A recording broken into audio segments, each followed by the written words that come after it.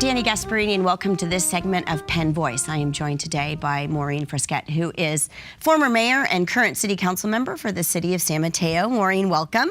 Hi, Danny. It's great to be here. You just reminded me that the last time we chatted about what we're going to talk about today was in 2012.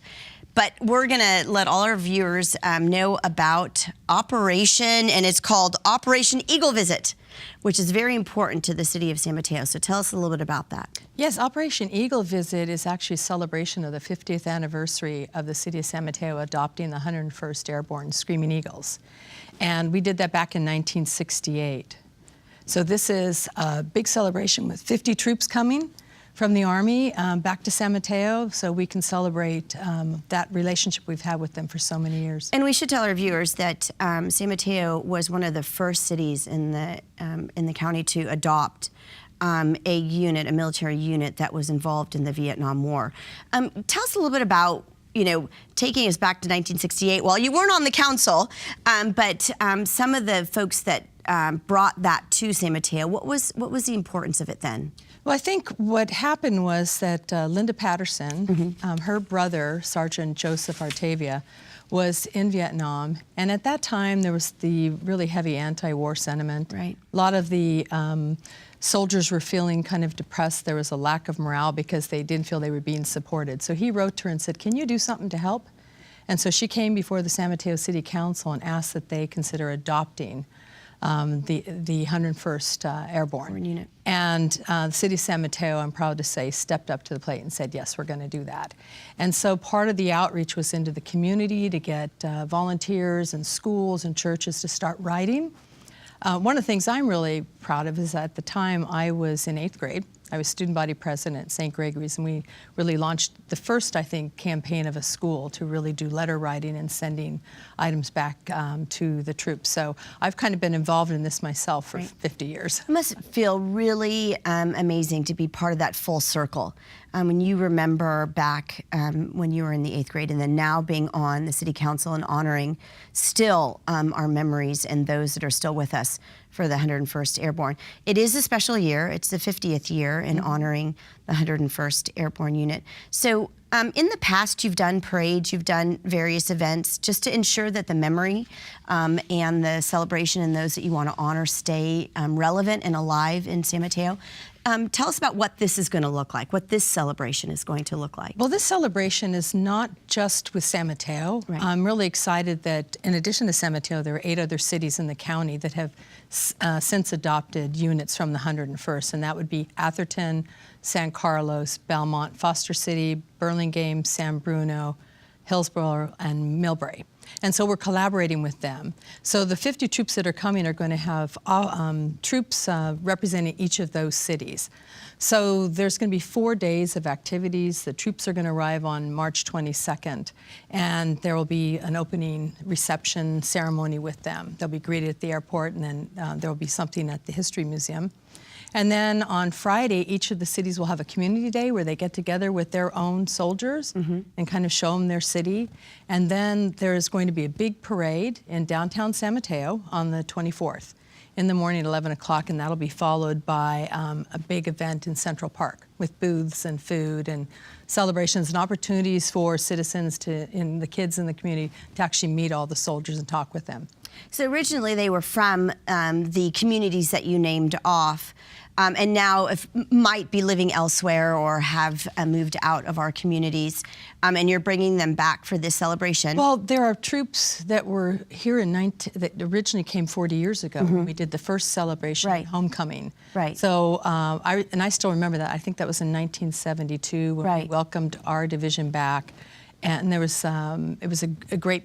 There was a parade, there was a big celebration, people welcomed the soldiers into their homes. Right. So some of those actual soldiers will be coming to this parade. In addition to that, there will be others. In addition to 50 young men from Fort Campbell. And, you know, San Mateo has continuously kept this relationship going for 50 years. 2 years ago, I went back to Fort Campbell with our then Mayor Joe Goethals and our city clerk Patrice Olds, and we were honored. We were made honorary members of the 327th Infantry. I think we're the only city that's ever been given that honor, and we were the first city in the nation to adopt a unit during the Vietnam Vietnam War and continue with that. So more so than just in the county and in the state. Absolutely, absolutely. Throughout the nation. So what has it meant for you, not only as a city council member, but for your residents and for this community to still be part of this remembrance and continuing not only the Vietnam War remembrance, but also to continue to support our troops as they fight so hard for our freedoms and peace? I think it's people really get the sense that they're doing something really special for our troops.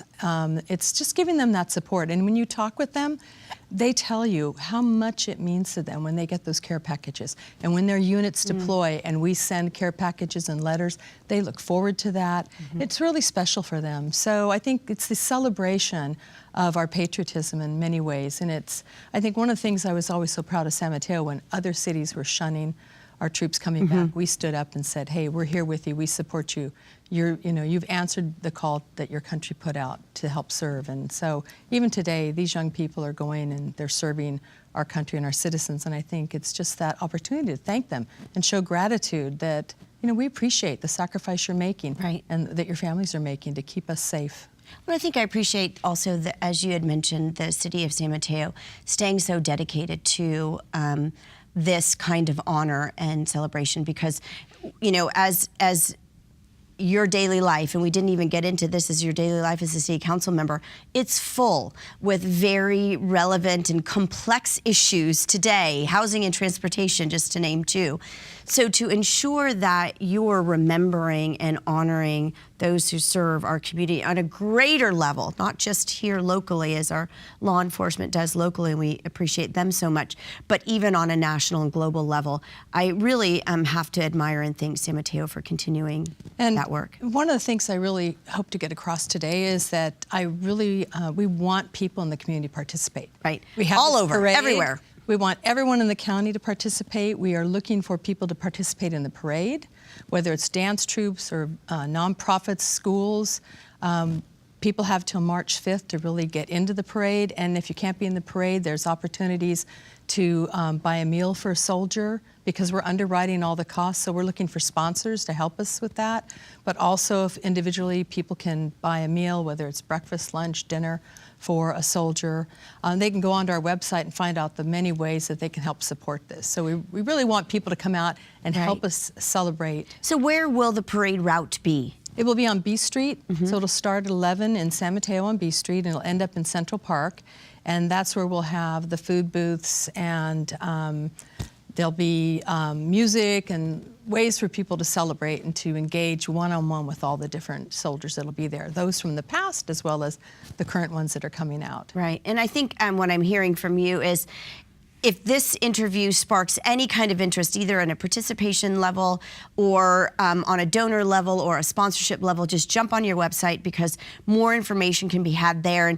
And don't assume that you don't have the ability to help donate or even participate. Just call and figure out how you might be able to support the organization. Absolutely. There's so many ways people can get involved in this, and we really want this to be, it's 9 cities participating, but we really want the whole county involved. Right.